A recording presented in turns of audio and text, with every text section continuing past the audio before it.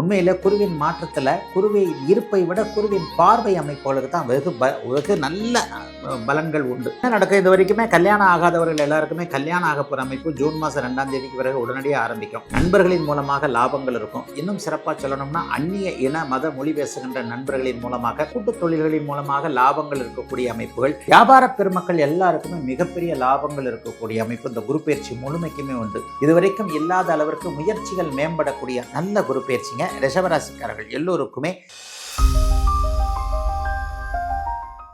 Retro ஆன்மீகம் நேயர்கள் அனைவருக்கும் இனிய நல்வாழ்த்துக்கள். எல்லோரும் நன்றாக இருப்பீர்கள். இப்பொழுது 2026 ஜூன் மாதம் 2ஆம் தேதி இந்த வருடத்துடைய குரு பயிற்சி வருகிறது. பொதுவாகவே இந்த வருடாந்திர பயிற்சிகள்னு சொல்லப்படக்கூடிய சனி பயிற்சி, குரு பயிற்சி, ராகுகேது பயிற்சிக்கு மக்கள்கிட்ட ரொம்ப எதிர்பார்ப்பு இருக்கும்.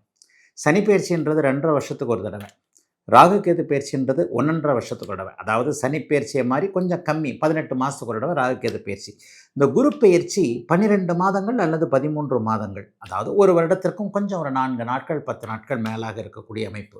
உண்மையிலே இந்த 3 கிரக பயிற்சிக்கு தான் நம்ம பெரிய முக்கியத்துவம் கொடுக்குறோம். ஏன்னா இவைகள் தான் வருடாந்திர கிரகங்கள். ஒரு வருடம் ஒரே இடத்துல நின்று நல்லதையோ அல்லதையோ செய்யக்கூடிய ஒரு கிரகங்கள். சனி பயிற்சினாலே ஒரு பயம் வந்துடுங்க.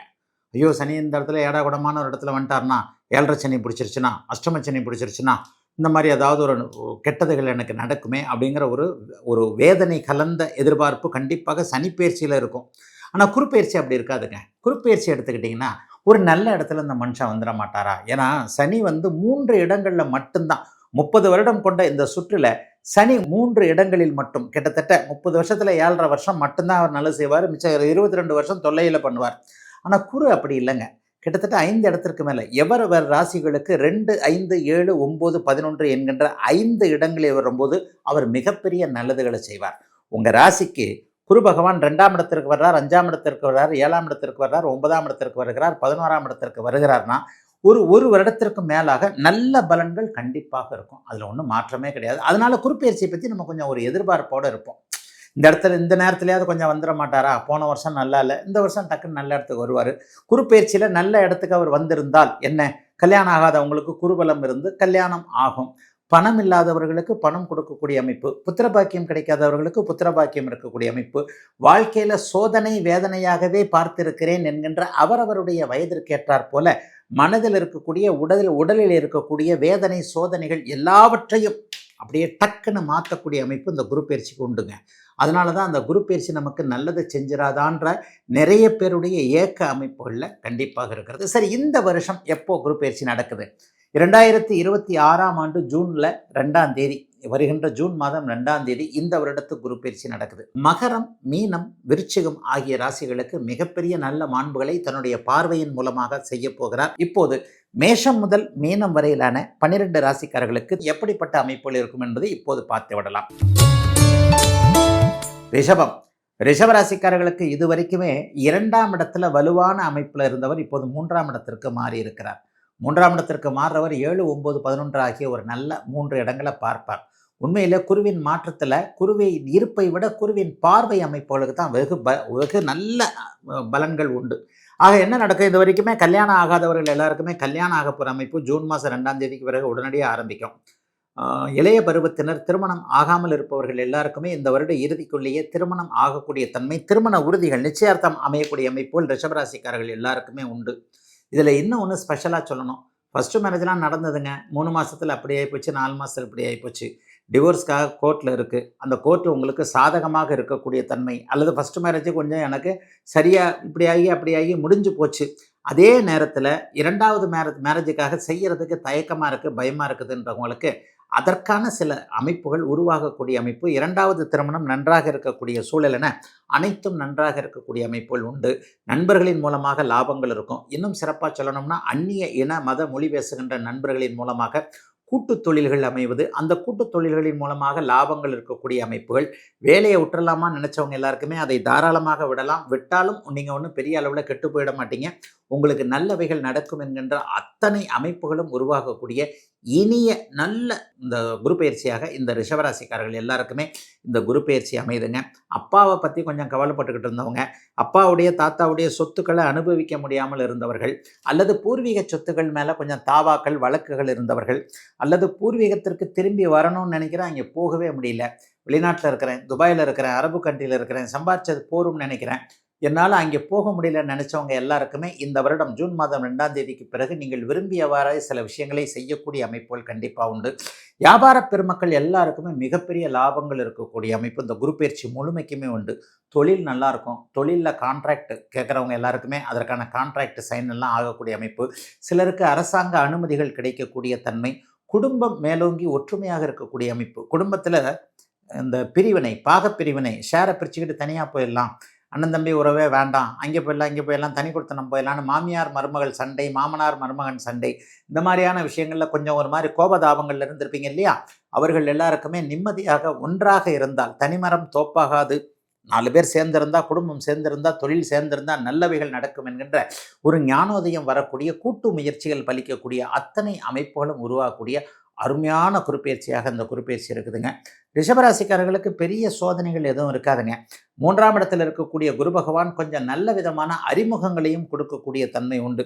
இதுவரைக்கும் இல்லாத அளவிற்கு முயற்சிகள் மேம்படக்கூடிய நல்ல குரு பயிற்சிங்க. ரிஷபராசிக்காரர்கள் எல்லோருக்குமே இந்த 3ஆம் இட உச்சகுரு பயிற்சி வருடா வருடம் குரு பயிற்சி நடக்கிறது. இந்த வருடத்தில் ஏதோ பெரிய விசேஷம் இருக்கிற மாதிரி சொல்றாங்களே, ஆமாங்க, 12 அல்லது 13 ஆண்டுகளுக்கு ஒரு முறை குரு பகவான் உச்சம் என்கின்ற அதி உன்னத நிலையை அடைய போகிறாருங்க. அது இந்த வருஷங்க, ஒரு 12 வருஷத்துக்கு ஒரு தடவை தான். இது ஒரு வகையில் ஒரு மாதிரியான பெக்கூலியர் தானே இல்லையா.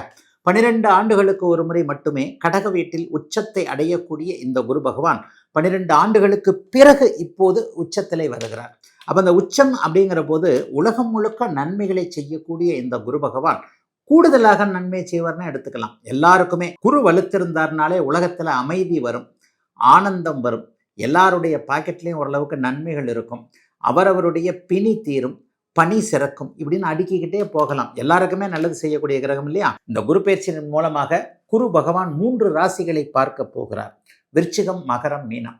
விருச்சிகராசிக்காரர்கள் கடந்த 5-6 வருஷத்துக்கு மேலாக குருவின் பார்வைக்குள்ளே வரல. அவங்க இப்போது குருவின் பார்வைக்குள்ளே வருவீங்க.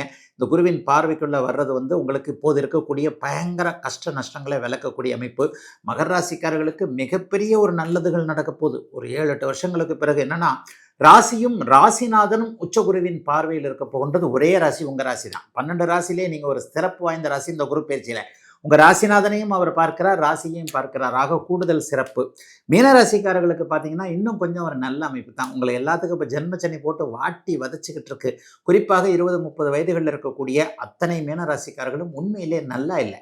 இளைய பருவத்தினர் எல்லாருக்குமே வேலை இல்லை, தொழில் இல்லை, மன அழுத்தம், பணி அழுத்தம், காதல் தோல்வி, இந்த மாதிரியான அமைப்புகளில் உங்களை சற்று பாதுகாக்கக்கூடிய அளவில் இந்த குரு பயிற்சி அமையும் என்பதால் மகரம், மீனம், விருச்சிகம் ஆகிய ராசிகளுக்கு மிகப்பெரிய நல்ல மாண்புகளை தன்னுடைய பார்வையின் மூலமாக செய்ய போகிறார். இதில் இன்னும் ஒன்று என்ன தெரியுங்களா, அதிசாரம் என்கின்ற முறையில் போன வருஷம் மாதிரியே 3 மாதம் ஒரு ராசியில் இருப்பார், அதுக்கடுத்து ஒரு 3 மாதம் ஒரு ராசியில் இருப்பார், திரும்ப 3 மாதம் அந்த இடத்துக்கே வருவார். ஜூன் மாதம் 2ஆம் தேதி கடக வீட்டில் உச்சகுருவாக அமையக்கூடிய இவர் 3 மாதங்கள் கழித்து கிட்டத்தட்ட செப்டம்பர் மாத வாக்கில் அப்படியே அதிசார முறையில் சிம்ம வீட்டிற்கு அடுத்த வீட்டுக்கு போயிடுவார். அங்கே ஒரு 3 மாதம் இருப்பார், திரும்பி மட்டும் இங்கே மறுபடியும் கடகத்திற்கே வருவார். ஆகவே இந்த அதிசார குறுப்பெயர்ச்சியாக இருந்தாலும் அதிபலம் என்கின்ற அமைப்பில் முதலில் உச்சம், அதன் பிறகு நட்பு என்கின்ற நிலைமையில் இருக்கக்கூடிய இந்த குரு பகவான் பெரும்பாலும் நன்மையை செய்வார். 2026 ஜூன் மாதம் 2ஆம் தேதி நடக்கக்கூடிய இந்த குரு பெயர்ச்சி. எத்தனையோ கோடி ஜென்மாவிலே புண்ணியம் செய்தால்தான் வாய் முருகான்னு சொல்ல வருமா. சிவன், பிரம்மா, மகாவிஷ்ணு, அம்மன், பெருமாள், விநாயகர் நிறைய சொல்றீங்கல்ல. ஆனால் இவங்க எல்லாருமே என்ன சொல்லுவோம், இந்து கடவுள்னு சொல்லுவோம். ஆனால் ஒரே ஒரு கடவுளை மட்டும்தான் தமிழ் கடவுள்னு சொல்றோம். இதுலயே தெரிஞ்சுக்கலாம் முருகருடைய சிறப்பு என்னன்னு. நான் என்னையா தப்பு பண்ணேன், எனக்கு தெரியல உன்னை பற்றி, அதுக்காக எனக்கு இவ்வளோ பெரிய தண்டனை கொடுத்தியா நீ, ஓன்னு அழறேன். உலகளந்த பெருமாள்னு கேள்விப்பட்டிருக்கோம். யாரை சொல்லுவா, பெருமாளை சொல்லுவார். ஆனால் முருகப்பெருமான் 2வது முகமாக பூமிக்கும் வானத்திற்கும் காட்சி கொடுக்கக்கூடிய முருகன் 2வது முகம் வாமதேவ முகம்னு பேரு. உங்களுக்கு ஒரு கஷ்டம் வந்துருச்சு, என்ன பண்ணுவீங்க? முருகன்னா சொல்லுவீங்க, ஐயோ முருகா என்னை எப்போ காப்பாத்துவேன். எனக்கு யாசகம் போட்டுட்டு போனாங்க. நான் யாசகம் வாங்க போன இடத்துல உட்கார்ந்தேன்னு கூட எனக்கு தெரியாது. அதாவது சொல்லுவாங்க, செவ்வாய் வெறுவாய் அல்ல, முருகனை நினைத்தால். முருகா என்ற ஒத்த சொல்லுக்கு, அந்த ஒத்த மந்திரத்திற்கு அங்கே வருவாய் மட்டுமே இருக்கும். வரம்பில்லாத அருளை தருபவன் முருகன். அப்ப எதிரியான அந்த சூரபதுமனையே தன்னோடு வைத்துக் கொள்ளும் முருகப்பெருமான் நமக்கு எதை தர மாட்டான்?